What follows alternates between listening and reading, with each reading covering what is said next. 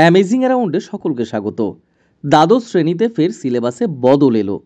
এপ্রিলের প্রথম সপ্তাহেই উচ্চ মাধ্যমিকের তৃতীয় সেমিস্টার অর্থাৎ দ্বাদশ শ্রেণীর প্রথম সেমিস্টারের ক্লাস শুরু হতে চলেছে।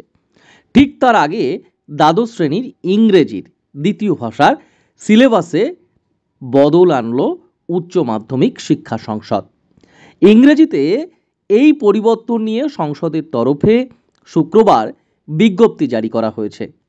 ভার্জিনিয়া উলফের a room for one's own এর শেক্সপিয়ার্স সিস্টার গদ্যটি বাদ দেওয়া হয়েছে।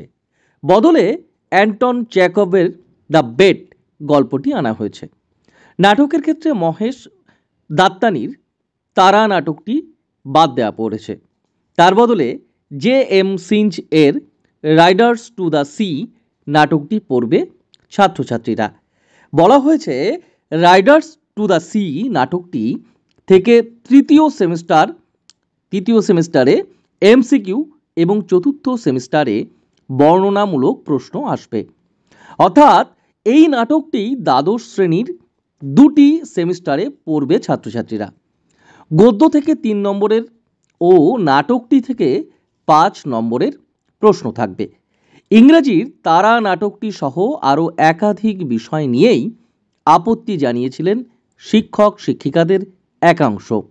শিক্ষক শিক্ষিকাদের এই যে আপত্তি তার বিবেচনা করেই মূলত এই বদল। নাটকটি সম্পর্কে তাদের বক্তব্য, এতে দ্বাদশ স্তরের পড়ুয়াদের সাহিত্য চর্চার কোনো উপাদানই ছিল না, তার বদলে অন্য কোনো নাটকের দাবি উঠছিল। সংসদ সভাপতি শ্রী চিরঞ্জীব ভট্টাচার্য মহাশয় বলেন, শিক্ষক শিক্ষিকা ও অন্য নানা স্তর থেকে পাওয়া ফিডব্যাকের ভিত্তিতেই সিলেবাসে দুটি বদল করা হয়েছে। বিশেষজ্ঞ কমিটি এই বদল এনেছে। দ্বাদশ শ্রেণীতে ইংরেজি ভাষার অর্থাৎ দ্বিতীয় ভাষা ইংরেজি বিষয়ের বদল এলো সিলেবাসে। শিক্ষা ও শিক্ষক নিয়োগের গুরুত্বপূর্ণ তথ্যের আপডেট পেতে অবশ্যই আমাদের চ্যানেলে নতুন হলে চ্যানেলটি সাবস্ক্রাইব করে রাখতেই পারেন।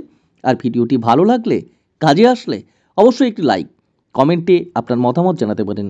সকলে ভালো থাকুন, সুস্থ থাকুন। ধন্যবাদ।